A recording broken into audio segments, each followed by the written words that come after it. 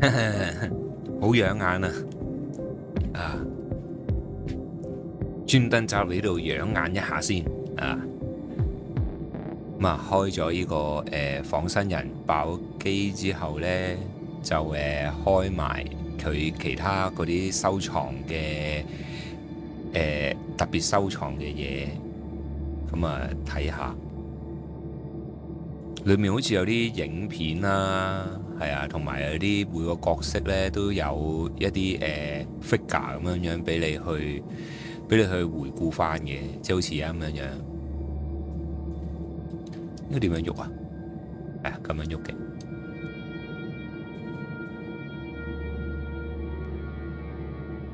唔好 focus 咁咩啦，嗱，費事又話我。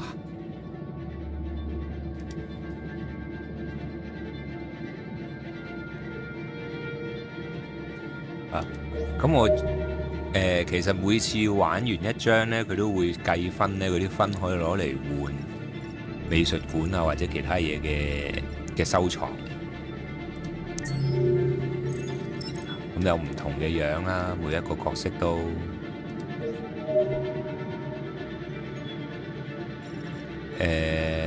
有幾個幾中意嘅啊，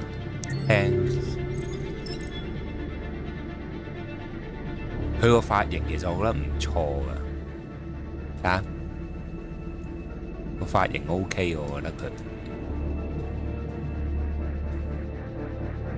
都靚佬嚟咯，我覺得佢都算係。不過現實版嘅真人呢，其實又唔係咁嘅髮型，又唔係咁嘅樣喎。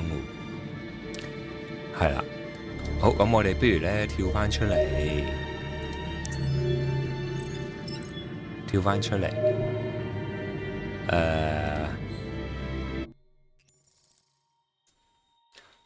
佢有美術設計，有影片，有原聲帶，有美術館、雜誌、問卷調查，好早嗰陣時已經做咗啦，唔再搞佢啦。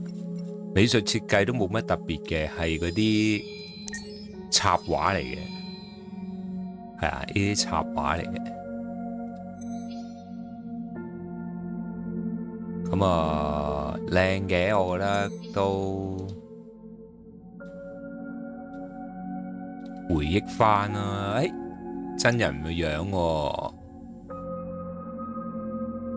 呢個就係阿 Connor 嘅真樣啊，真人嘅樣啊。佢都有着住類似嘅衫喎。呢個應該係之前啲設計圖嚟，我覺得。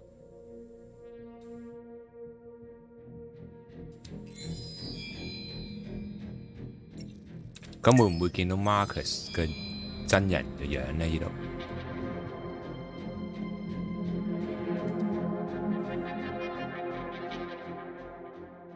又冇喎，呢啲一啲插畫啦。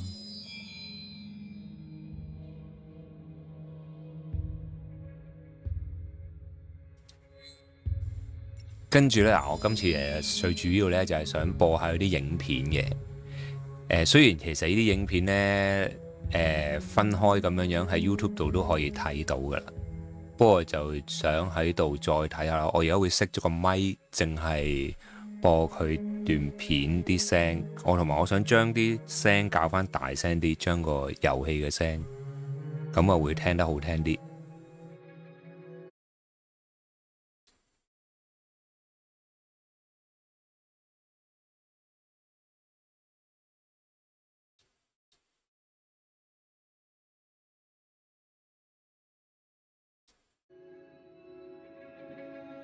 係啦，應該會好聽啲嘅。咁啊，由佢一開頭一路睇落去咯，我都想睇晒佢。其實有某幾集，即係有某幾輯短片我係睇咗嘅。係啊，我繼續睇啦。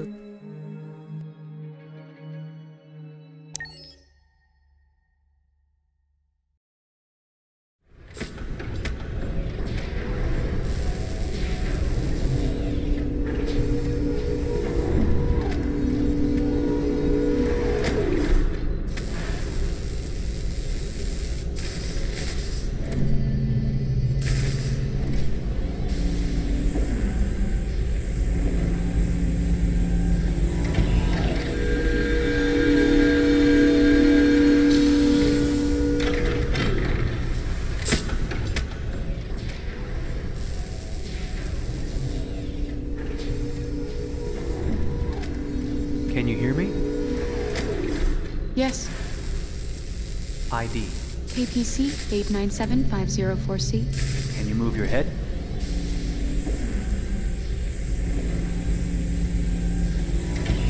Your eyes now.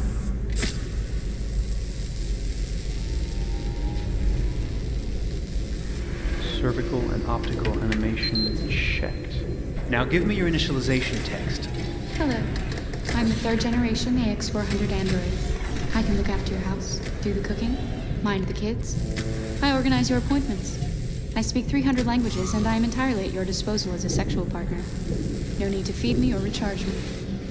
I'm equipped with a quantic battery that makes me autonomous for 173 years. Do you want to give me a name? Yeah. From now on, your name is Kara. My name is Kara.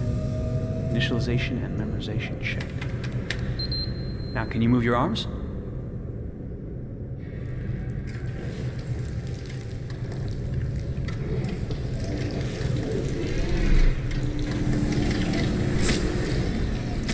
Upper limb connection checked. Now say something in German.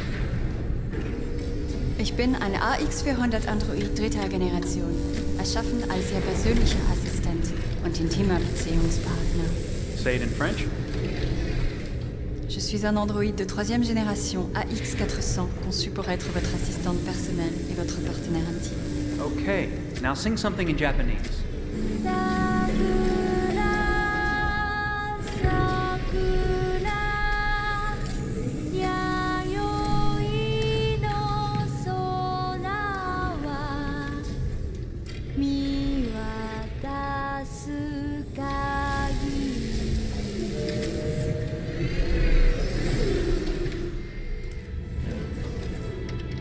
Multilingual verbal expression checked.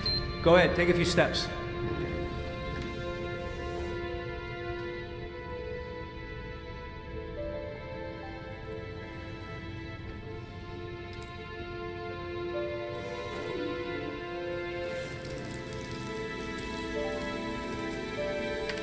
Locomotion checked. Great, you're ready for work, honey. What's going to happen to me now? I'll reinitialize you and send you to a store to be sold. Sold? I'm a sort of merchandise. Is that right? Yeah, of course you're merchandise, baby. I mean, you're a computer with arms and legs and capable of doing all sorts of things. And you're worth a fortune. Oh, I see. I thought... You thought? What did you think? I thought... I was alive. Shit, what is this crap? That's not part of the protocol. More memory components going off the rails. Okay, recording. Defective model. Disassemble and check the required components. You're disassembling me, but why? You're not supposed to think that sort of stuff. You're not supposed to think at all, period. You must have a defective piece or a software problem somewhere. No, I feel perfectly fine, I assure you. Everything is all right. I answered all the tests correctly, didn't I? Yeah, but your behavior is non-standard. Please, I'm begging you, please don't disassemble me. I'm sorry, honey, but defective models have to be eliminated. That's my job. If a client comes back with a complaint, I'm gonna have some explaining to do. I won't cause any problems, I promise. I'll do everything I'm asked to. I won't say another word. I won't think anymore. But I've only just been born. You can't kill me yet. Stop, will you please stop? I'm scared.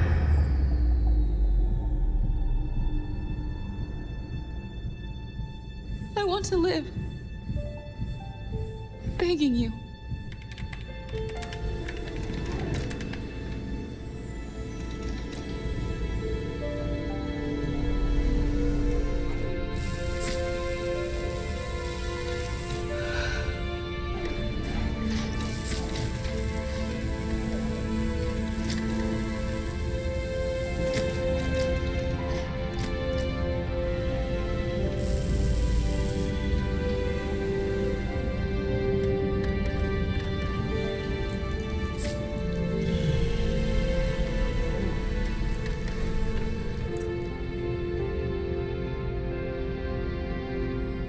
Go and join the others.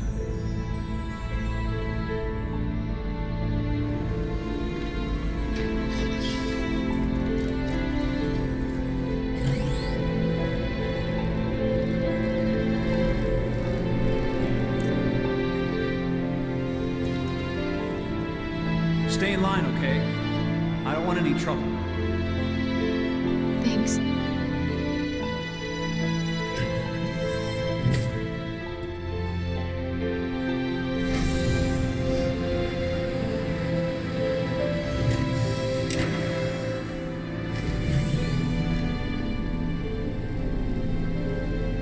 My God.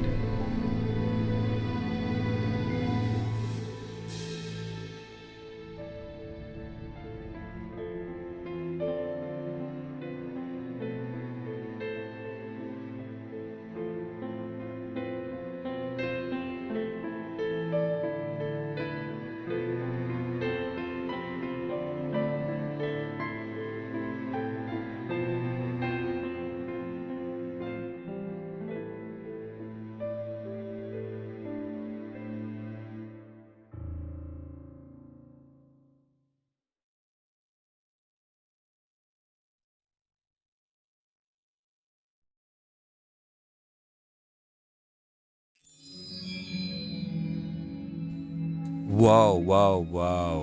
一開始就已經表達咗啲嘢啦，我覺得佢阿 Kara 原來製造出嚟嗰陣時，呢一個已經係有生命，只不過嗰個 QC 啦，我形容嗰個人係 QC 啦，嗰個男仔咁就原本要拆毀佢嘅。跟住又再將佢重組翻，咁只不過將佢個記憶洗咗，即係將佢 reboot 一次。咁即係其實根本一開始佢就已經係存在咗有呢個思想，即係有呢個感情啦。啊，好，繼續睇下一段。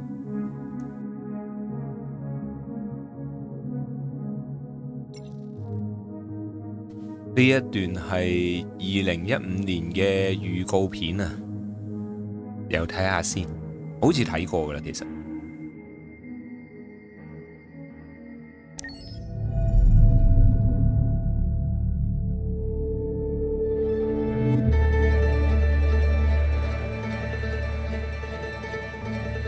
Detroit. This is where it all began. The world's forge. The place where it all started. And it will all end. One error, and I came to life. I stepped out of the darkness, and I opened my eyes. First there was the fear, the light, the noise, the cold, and the fear again. I could feel my hands shaking, my heart pounding in my chest. Life running into my veins. I wanted to live. I fought for that.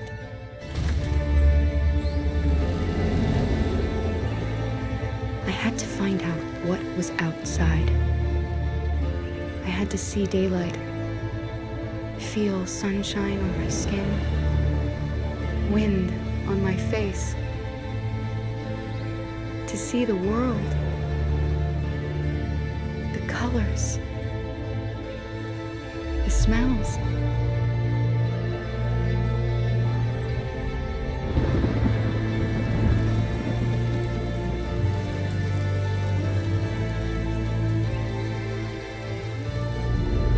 But the world is not what I imagined.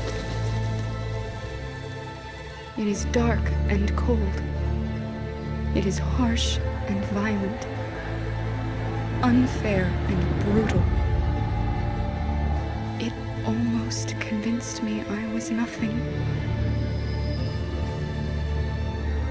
Less than an object, just an obedient machine. But deep inside me, I could feel something different. A gentle and warm whisper telling me that I am alive. I had to escape. I had no choice. Escape to love, to hope, to live, to figure out what that force inside me was. Maybe I will change the world. Maybe I will choose a different path. Now, it's up to me to decide. My name is Kara. I am one of them. This is our story.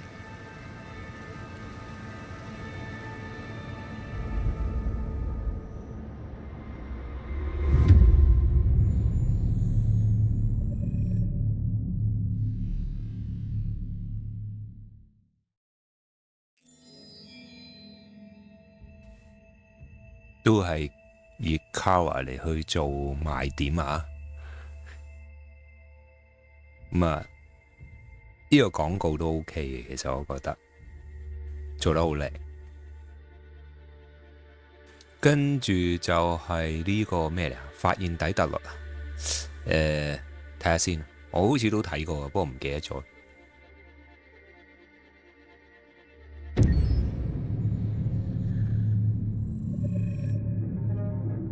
When David and Guillaume got back in touch about making Detroit, I wasn't terribly surprised they decided to make it because the fan response was so intense. So it makes sense that they would choose to do that after the enthusiasm.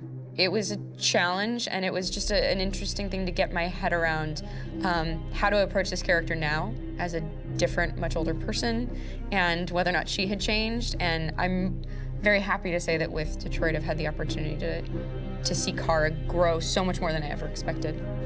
You do the housework, the washing, you cook the meals, and you take care of... God damn it, where the fuck's the rat gone now? Alice! Alice! I mean, she starts out essentially how she does in Kara in a very, not robotic, but, you know, android, other way. And getting to take this journey where she becomes more and more human as it goes on. You know, and as an actor, that's a wonderful exploration in every way, whether it's how she sits, her posture, how her voice changes, how emotions change, and how much emotion is based on things like empathy and social experience. And so having, you know, as much material as I got with David to have this huge, nuanced arc was really incredible. Why couldn't we just be happy? This experience has been quite different than the experiences I've had shooting film or TV or doing theater work.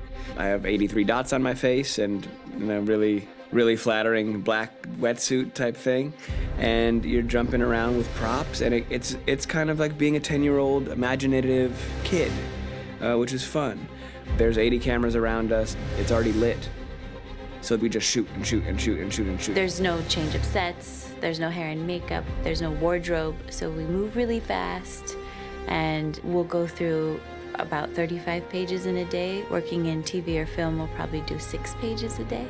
It's kind of acting boot camp. It's like working out constantly. I mean, you're doing this thing, and then you got to do something that's completely other back to back to back. And so that kind of process of working is very challenging, but it's also very exciting because you just have to keep coming up with new ideas, and your head goes all over the place because you're trying to keep track of basically 4 different storylines for each different response. You shot that girl, for fuck's sake. It was a machine that looked like a girl. Yeah, I know what I should have done. I just told you I couldn't. All right, I'm sorry. The fact that David Cade, he's telling like many stories interwoven from beginning to end is super complicated and super impressive, and I have no idea how he keeps it all in his head. He's not just the writer or the director who's seeing this from the outside eye, he's also thinking about the player walking through this space. You know, only somebody who really, really loves not the work, but like these characters and these stories and cares about doing something meaningful would invest that much in it. And it's always inspiring to work with somebody who cares that much. My experience with motion capture is this one. And I found it sort of terrifying in a way because they said the computer's going to build you. But then as we got into it, I realized all the elements of it were still artistic.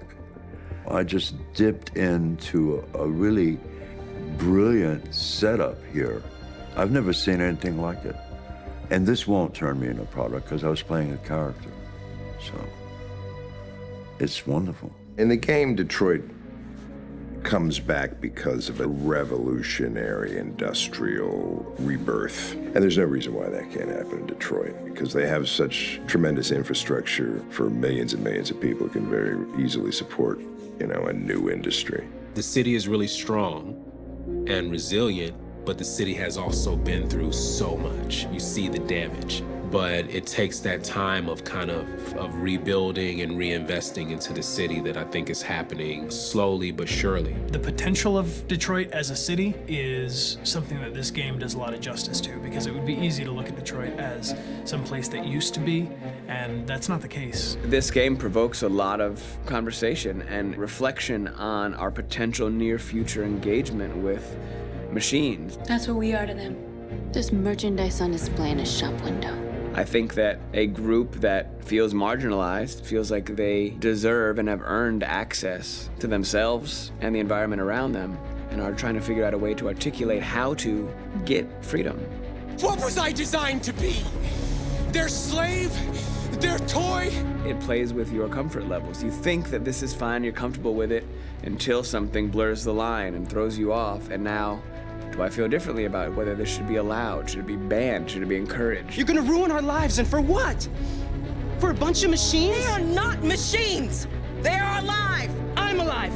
You're alive! They're nothing! There are lots of comparable comparisons to any type of persecution of religion, race, etc., dating way back. It can't just be a video game where you shoot 'em up or where people make these choices to do whatever. I think that's the whole point. You have the choice, and you can either choose to go in one direction with your character or another. And I think that's going to be very telling about the gamer. Very telling. I think there's going to be a really strong reaction to this game, which has such a strong perspective. I'm that much more proud of it now to get to be a part of it, because it's important. In this game, you're actively building and designing the character through not just what kind of shield does he have or what color hair does she have, but like their temperament and the way they deal with problems. The different endings to this game are so radically different based off maybe seemingly insignificant choices in the moment, but like life, they all add up. And can't play life again, though.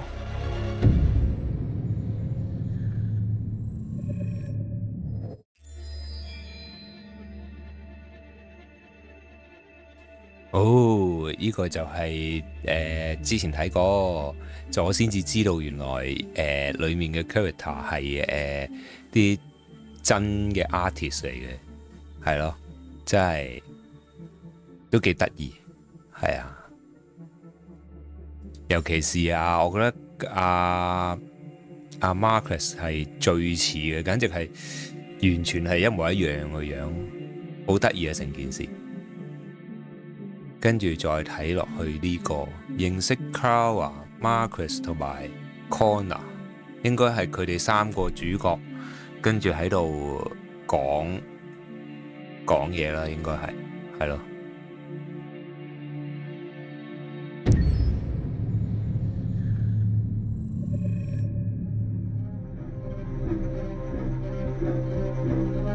My name is Marcus. My name is Connor. My name is Kara. I am one of them. This is our story.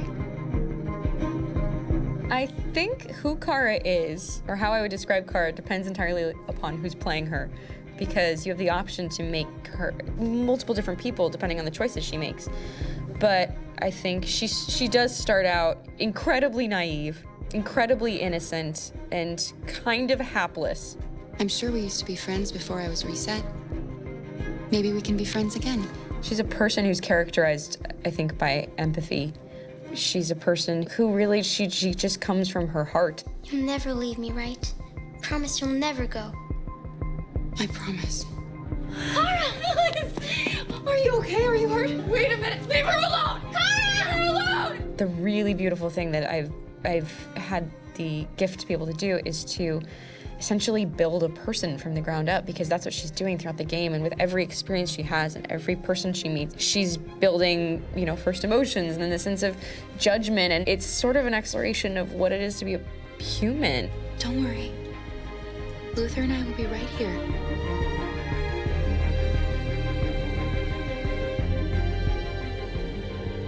David and the creators have painted a really intriguing and engaging picture of a near future where we rely upon androids for a lot of our service class business, the the class that serves us, that helps us, that handles that is our baristas and our drivers and our housemaids, and what is humanity, where we tap into it, how and why we treat each other the way that we do. And my character, Marcus, has a really intriguing journey, becoming deviant, realizing that he actually has feelings and human qualities inside of him, and it's a really incredible ascension into becoming fully realized and coming to terms with what you actually deserve better than this in life. And not only do you want it for yourself, but you want it for your peers. We've come here to demonstrate peacefully and to tell humans that we are also living beings. All we want is to live free. You know what? This thing, Dad, is not your son. It's a fucking machine! I think that a group that feels marginalized, feels disenfranchised, feels like they deserve and have earned access to themselves and the environment around them, and are trying to figure out a way to articulate how to get freedom. Connor is analytical. Connor takes things literally. He starts in the beginning place where he's very mechanical.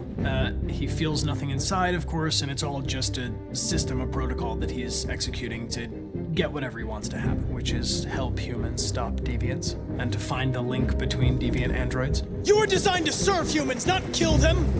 What was I designed to be? Their slave? Their toy? Just say, I killed him! Is it that hard to say? Stop it! Stop! But of course, over the course of the story, and depending on the player's choices, Connor can grow in many different ways. He can deviate from that procedure or not. The moment of truth, Hank. Am I a living being? Or just a machine?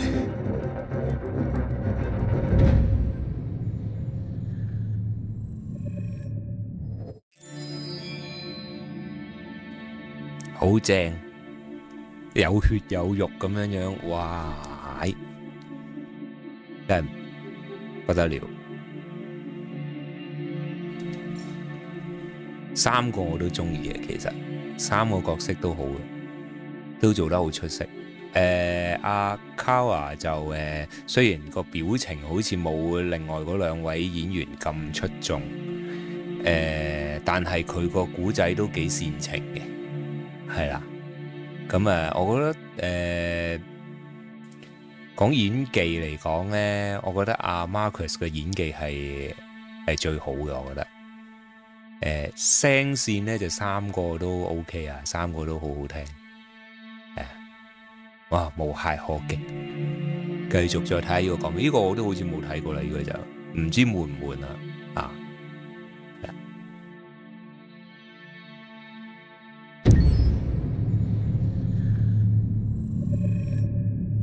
？Game after game, we try to challenge ourselves. For Detroit, we wanted to, first of all, to write a story that would be incredibly bending, which means the most non-linear story that we've ever created. And we wanted really the player to have the possibility to change the story, change his own journey. When you're writing at Quantic, you're writing for an interactive medium. You know, when you're working in television, you'll put a character in a difficult situation, and you as a writing team will argue about what would that character do. But ultimately you have to decide what happens and you just show the audience. What's interesting about interactive drama is you bring the player into that conversation, and it changes your job slightly as a writer, because your job is to provide a narrative context in which the player can write his own story. You're giving him this kind of narrative Lego that he's going to snap together into his own shape. You also have the ability to make your audience attach themselves to your characters, because the audience is in some sense responsible for what happens to the characters. It's just a few cans. Come on, let's go. We have some cash now. You used me to steal that money. How could you do that? I trusted you. What is a bit specific about these scripts is how large they are. If you take a film script, there are about 100 pages. But here we have to deal with a script that is between 4,000 and 5,000 pages. Everything becomes bigger because we don't just tell one story, but we tell all the possible stories that can be told within this narrative space. On Act 3, our final act, we have around 1,000 different scenarios. And every one of those scenarios has to be as interesting, as passionate, as strong, and as emotional for the player. We want every action that the player does, every interaction that is available to serve in telling the story, and help the player understand who his character is, and build that character moment to moment.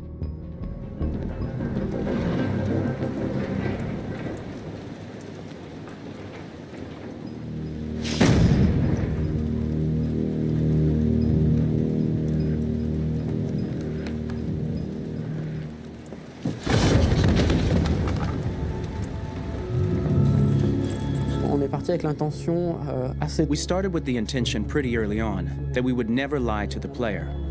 So we implemented a visible tree structure in the game that players can consult during a scene or at the end of it, which shows exactly what they did and what they missed. There are games out there offering world exploration. We offer narrative exploration. You know, keeping control of such a wide and large story is a huge challenge. So same thing when you shoot with actors, because you will need to shoot many different versions of each dialogue, of each scene. For actors, it's a huge challenge. Because of the style of the game, you have so many different ways that the character can go. Every decision, it's what I call kind of choose your own adventure. Like every decision that the player makes, it's going to open up 40 more pages of material and experience that ties in, which means as a performer, you have to try to continue to make things feel real that the player might not ever see, but also that in performance it's not always connected to a previous act. It's grueling, it's hard work, but it's a great team and I enjoy doing it. I was really frustrated, until I got to this point where I kind of was able to step outside of my own experience and even in a lot of ways my own process and be able to step outside of that and okay, this is something new, what do you need? How do I meet you there? How do I give you what you need and still feel like I'm doing what's right?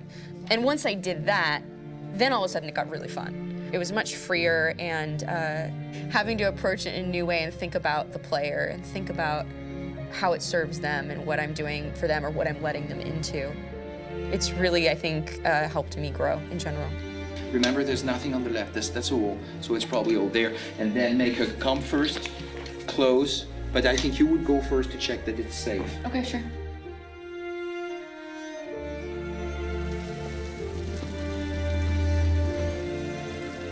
The most enjoyable thing about working in performance capture on this kind of project is that if I shot a film, I would get to do one of these endings. I get to do so many different things as Connor.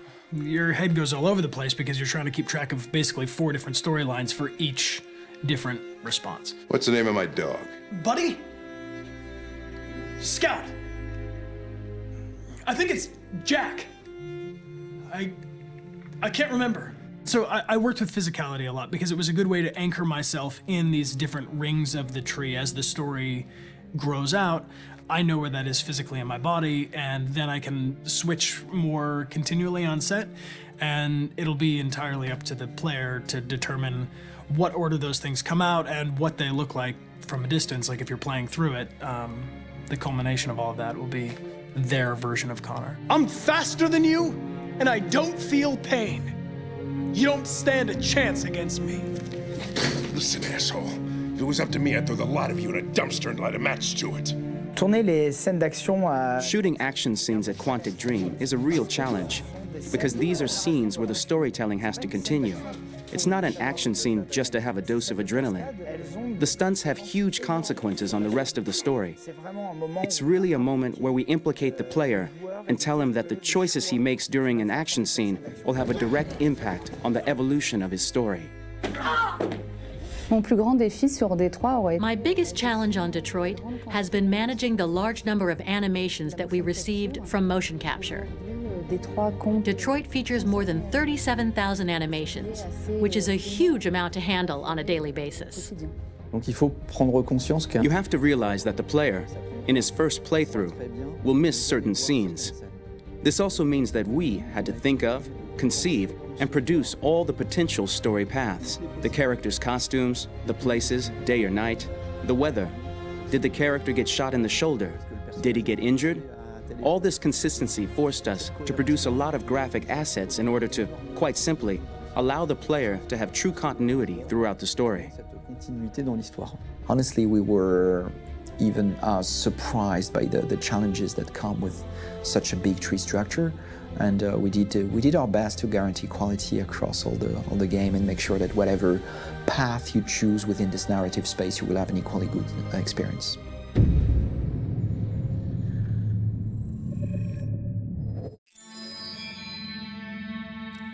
哇！我直頭係喺度食緊呢個炸薯仔，飲住呢個百事嚟去睇啊！頭先嗰段就有啲長嘅，但係 OK 喎。佢咧最主要係我覺得有一度咧講咧，佢嗰個設計嗰啲路線圖咧好精密咧，哇！呢個真係唔係隻 game 做到。佢即係好似譬如我而家玩緊 Cyberpunk 咁樣咧，佢都有好多選擇俾你，但係佢嗰啲選擇其實對個路線有好多咧，對個路線圖咧其實係冇影響㗎，純粹係喺一啲文字上面嗰個文字上面嘅出入嘅啫。但係呢隻 game 裏面咧，你每做一個決定，每做一個選擇咧，都分分鐘係會影響，小則就係影響嗰一個章節裏面嘅生還者，重則咧就係影響成個故事嘅取向嗰個結局。呢個係雖然都係有好多遊戲都會係用多結局嘅形式嚟去玩，但係呢個我覺得應該算係做得好好噶啦，我覺得係啊，好正。跟住咧，製作過程使唔使睇咧？其實，我驚好悶喎，不如我哋掉翻轉喺後面配樂。我想聽下啲配樂喎，可能 relax 下都好喎。食住嘢，食住花生嚟去睇。好，去片先。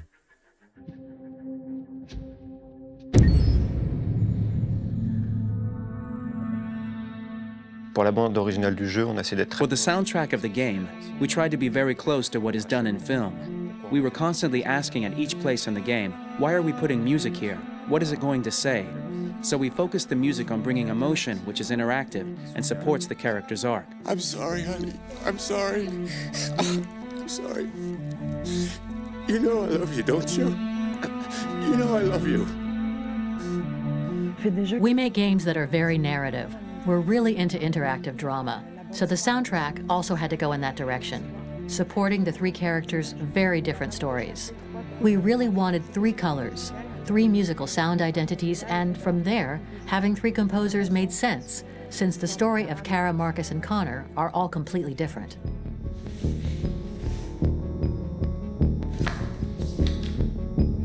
You recognize him? It's Carlos Ortiz. For Connor, we wanted a soundtrack that could be very cold and very mechanical, very machine-esque somehow. For Kara, we wanted a soundtrack that would be very moving and emotional. It was about the quest for identity, but it was also a journey about love and empathy. And for Marcus, we wanted something epic, something that would really represent the grand aspect of his quest. And we were very fortunate to find three incredibly talented composers, and working with them has been a dream, honestly.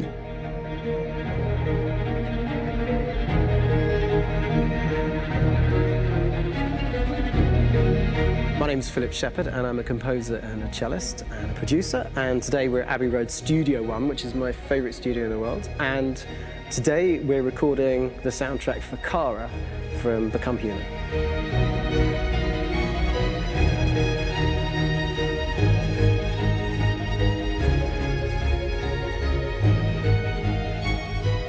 So when I compose a big project, I often travel just to kind of get out, and get some fresh air and some inspiration.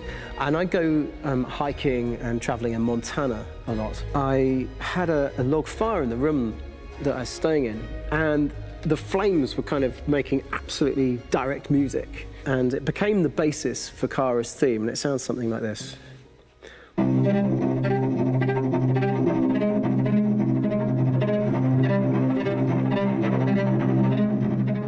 Now, over the top of that, I found a little theme that just seemed to fit over the top, which is taking Kara's name, Kara, and just using like a two-syllable motif, and it sounds like this.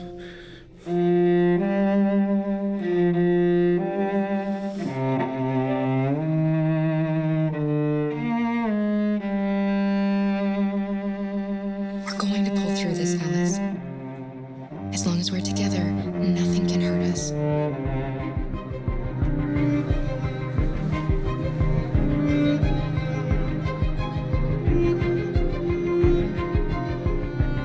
And all the time that's fitting over.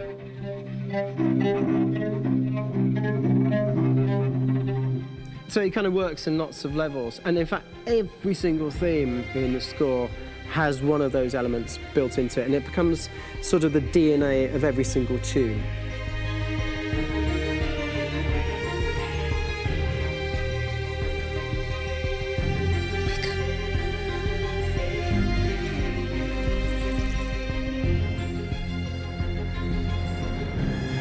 For me, writing this theme for Kara, I actually had to tap into what it feels like to be a father to daughters. I really had to tap into everything I feel about my daughters and thinking, well, if I had to write music for them and that sense of trying to protect them but also give them the freedom, that's totally where it came from. Because each composer has been given the sort of narrative responsibility for very different characters, I haven't had to sort of go into other styles. I can actually be very loyal to this particular character and sort of hopefully encapsulate her. But it means also I've suddenly become very connected to this character. And if for some reason it goes to game over earlier, I'm going to be mortified, you know? They're over there! Starting a new project for me personally, it's always finding the right tone, finding the right color, I like to call it. For me, it's finding that right texture that actually sits against picture really well. One of the biggest things is I created custom instruments for Connor.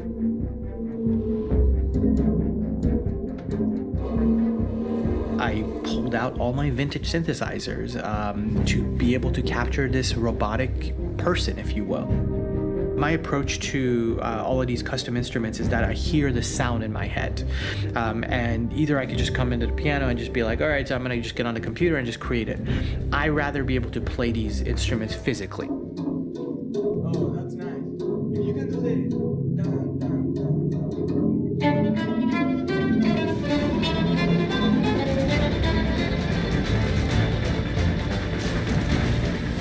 As soon as you see Connor the first time, there is a really interesting thematic idea that you hear, and that's just made out of a Moog synthesizer, but completely manipulated in multiple ways. And it's robotic. It has a little bit of an emotional to it. He's on his mission, so you feel that as well. So it just kind of gives you that cold, motionless, with a mission in hand that you kind of feel throughout the whole thing.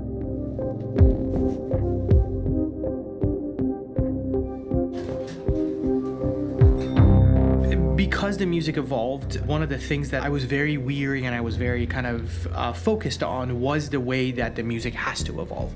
So my idea behind it was that Connor is a singular android that could at any point become a deviant or could actually stay as an android.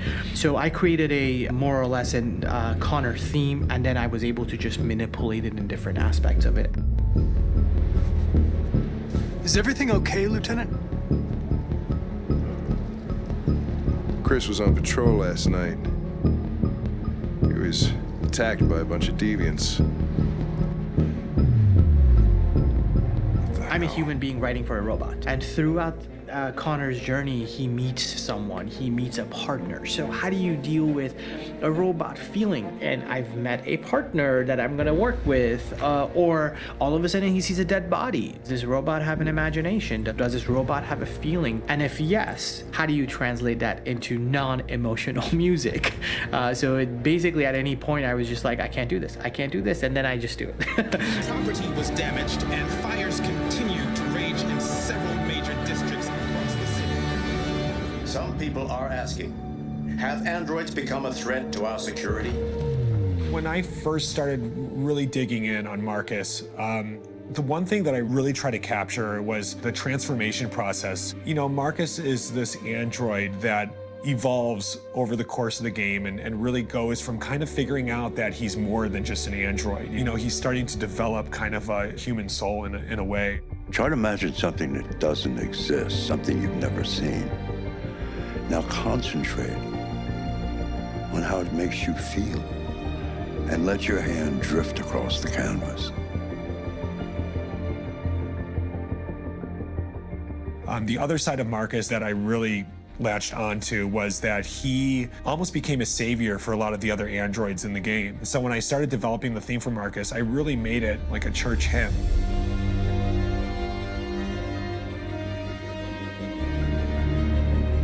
I wanted it to be very simple. I wanted to make it a chordal melody. I really wanted to make it almost like a Bach hymn.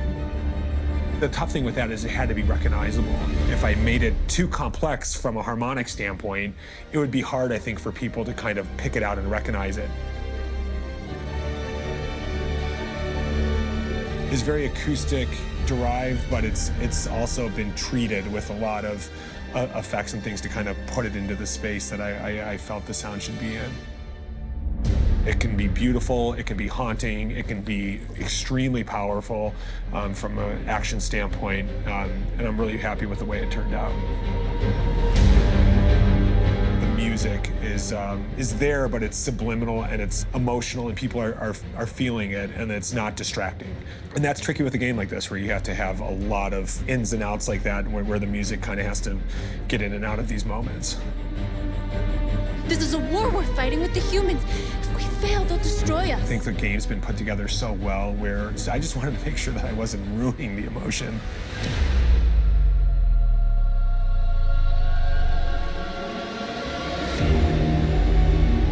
I gotta be honest, when we first started on this path, I said, oh man, this could be pretty messy, you know? I mean, it could feel disconnected, but I mean, it's amazing how they really guided us and got us to really kind of all be in the same world, but at the same time feeling completely different. So it's really gonna stand out and kind of be one of those games where people are really gonna notice the music and kind of how it was crafted, and, you know, and all the hard work that went into being able to pull it off in a graceful way.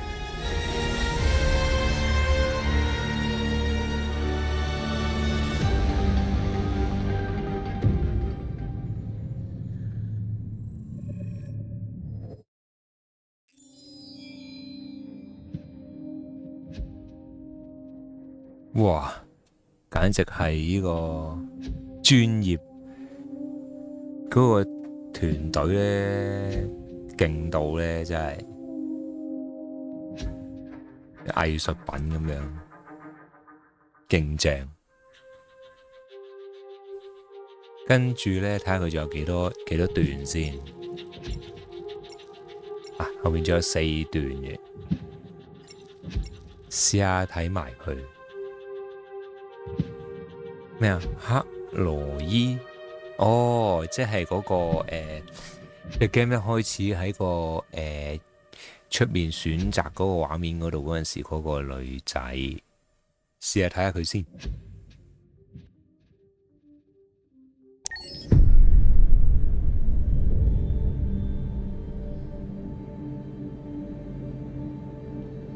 For starters, what should I call you?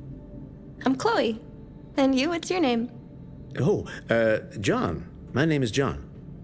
Delighted to meet you, John. Could you tell us a little about yourself and what you can do, Chloe? Of course. I'm the first personal assistant built by CyberLife. I take care of most everyday tasks like cooking, housework, or managing your appointments, for example. And I understand you're the first android to have passed the Turing test. Could you tell us a little more about that? I really didn't do much, you know. I just spoke with a few humans to see if they could tell the difference between me and a real person. It was a really interesting experience. But this is the first time in history that man has created a machine more intelligent than himself. I gather your brain can perform several billion operations per second, is that right? Absolutely, but I only exist thanks to the intelligence of the humans who designed me. And, you know, they have something I could never have. Really? And what's that? A soul.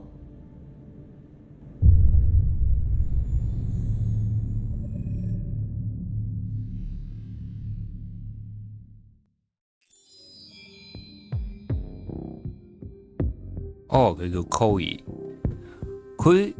我覺得呢隻 game 咧整得最似現實嘅真人，即望落去你係唔覺得佢係啲 CG 咧，就係佢咯 ，Chloe 咯。其他咧你會望落去，其他嗰啲角色咧全部都係喺隻遊戲裡面嘅角色咁，但係佢咧係真係似一個真人。係咯，做得幾勁。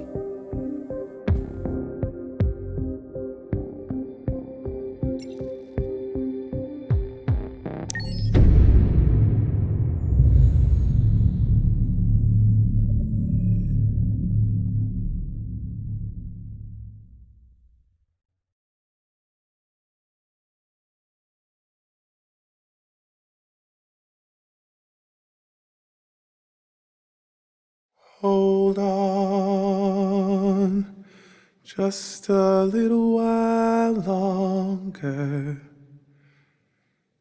Hold on, just a little while longer.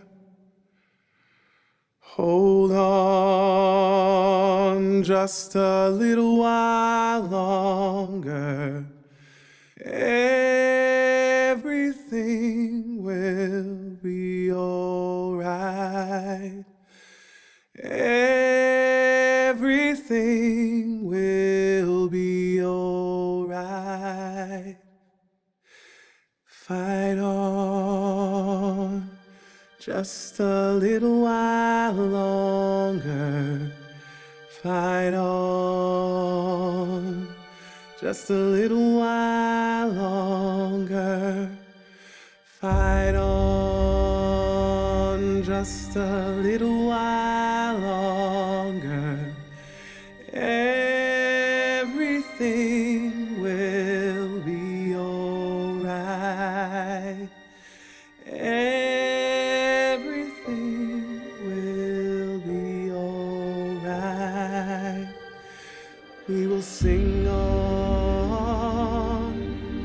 just a little while longer. Sing on just a little while longer. Sing on just a little while longer.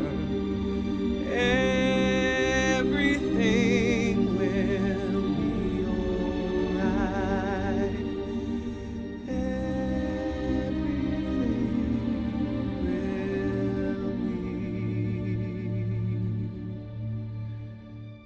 Alright.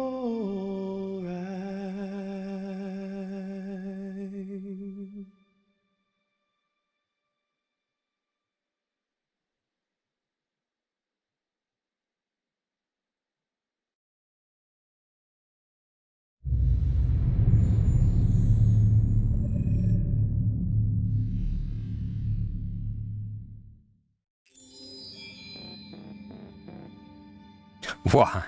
我收翻頭先嗰句先，呢個都好鬼似，真係離晒譜㗎。我懷疑佢咧係真係揾個真人咧黐塊 LED 貼喺個頭殼頂度咧，就扮係 CG 咧做得好似咁樣咯，咪離晒譜嘅真係。不過佢首歌唱得幾好聽，嗰首歌叫咩名咧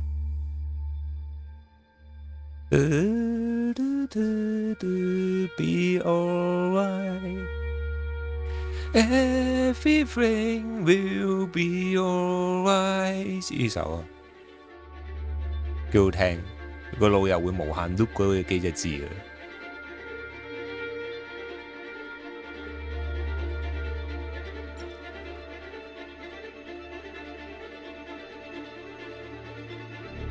哇！睇變態佬喎，呢個睇埋佢先。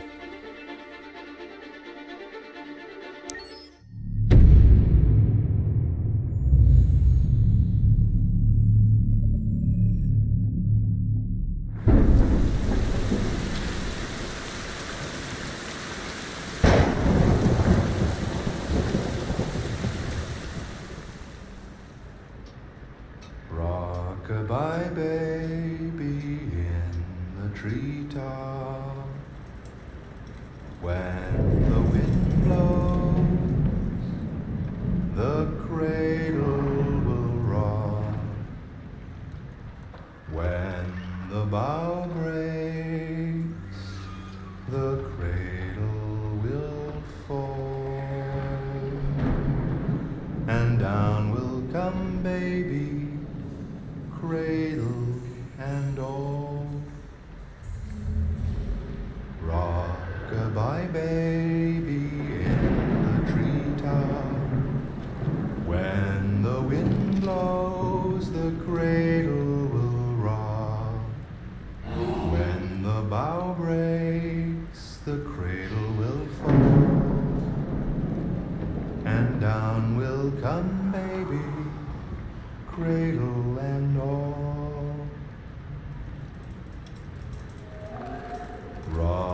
Rock-a-bye baby in the treetop. When the wind blows, the cradle will rock. When the bough breaks, the cradle will fall. And down will come baby, cradle and all.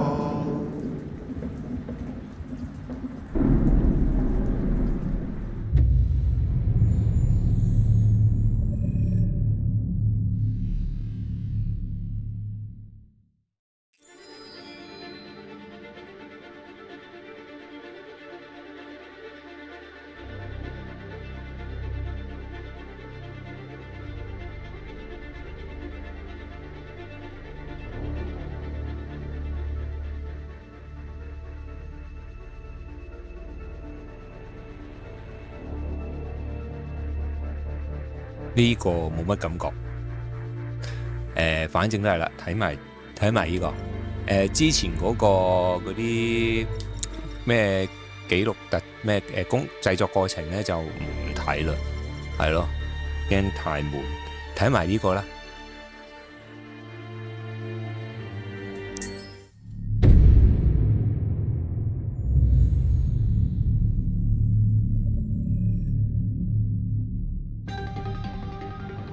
In the space of a few years, androids have completely transformed the world in which we live. By letting androids into our homes and factories, the CyberLife company has made them everyday technology. The founder of CyberLife, Elijah Kamsky, is a very discreet man. Despite being the CEO of the highest valued company in the world and being voted Man of the Year by Century Magazine, he remains a mystery for most people. That's why we at KNC are so excited to be here as CyberLife opens its doors for the first time. Elijah Kamsky, could you please tell us where we are? Certainly, and welcome. We're currently in CyberLife's production center in Detroit, where all models are designed and manufactured. More than 10,000 androids come off the production line every day. Fascinating. Could you tell us what your goal was when you founded CyberLife? Well, I simply wanted to use technology to carry out all of our most annoying and repetitive tasks, so we'd have more time to enjoy life. I imagine you must have faced many challenges. Yes, there were technical challenges, but the hardest thing was to design an object that we would want to welcome into our homes. We had to imagine a machine in our own image that resembles us in every way, that moves, breathes, blinks like us, but yet is smarter and more capable than any human being. Let me show you around. We're here in Production Unit 4. Could you explain in a few words how the androids are made? Sure, yeah, it's very simple. We use machines to manufacture machines. The removable parts are assembled on a production line, and then we apply a synthetic skin to the whole body. A human operator checks the cognitive abilities with a pre-established protocol, and finally, the android is conditioned and sent out throughout the country. Here's the result. Say something. Hello. I am a RZ400 model. How can I be of service? You can go now.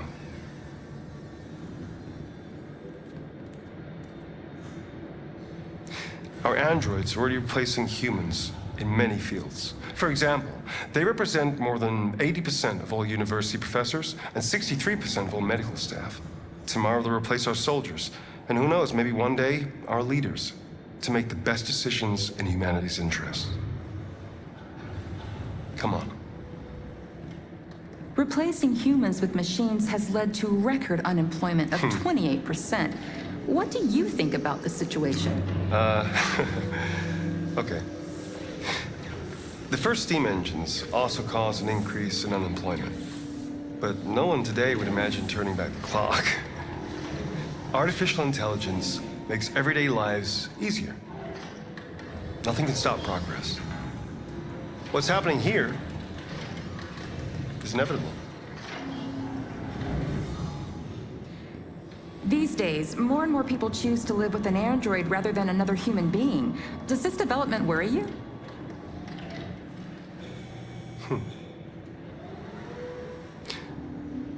Everything's much easier with an android. They obey your orders without ever complaining. They can cook, discuss philosophy with you, have intimate relationships according to your desires. They never say no. Obviously, they are the perfect partner. Everyone deserves happiness. Why deprive yourself of so-called moral reasons when a machine can make you happy? Many science fiction books tell the story of how machines become more intelligent than us and end up confronting us. Aren't you worried about that possibility? I understand the irrational fears about artificial intelligence, but I assure you, that will never happen with a CyberLife android. They're designed to obey humans. They're machines. They can't ever develop any sort of desires or form of consciousness. Are you sure? I'm absolutely certain. You can trust me.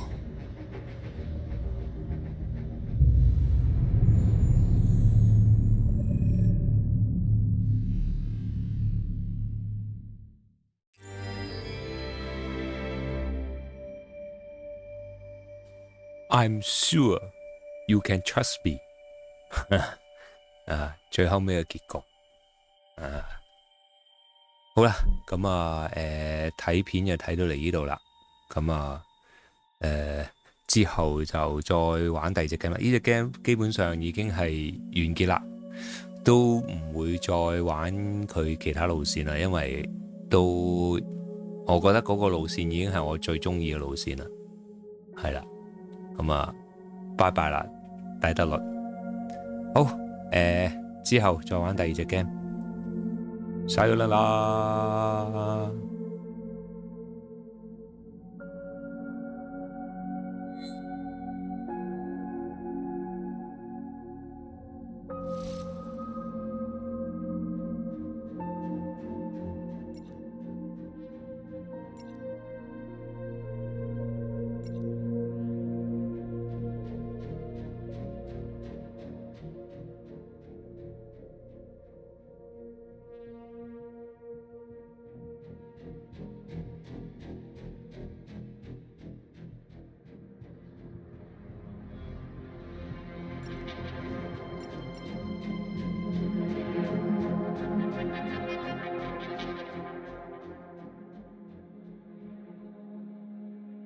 If a man has not discovered something he will die for, he's not fit to live.